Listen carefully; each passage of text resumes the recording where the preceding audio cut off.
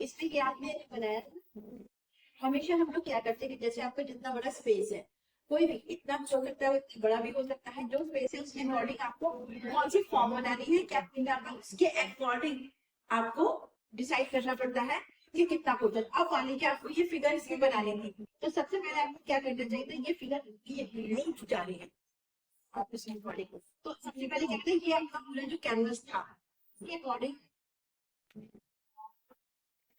इसके अकॉर्डिंग आपको यहाँ पर जैसे आपने नीचे 2 इंच के करीब लिया, आपको ऊपर इतना स्पेस जाना चाहिए।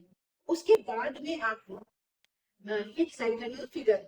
लोग गलती कहाँ करते हैं, आप लोग क्या करते हैं कि हम स्टार्ट करना स्टार्ट कर देते हैं, फिर फिगर बनाएंगे, कुछ भी करना है आप लोग स्टार्ट कर देते हैं, उसके बाद क्या होता है जगने में से और फिर बिल्कुल आउट हो जाता है। ये नेगेटिव स्पेस, पॉजिटिव स्पेस, तो इन दोनों में रिलेशनशिप आपके होनी चाहिए, उसके अकॉर्डिंग फिर तो आप उसमें डिसाइड कीजिए।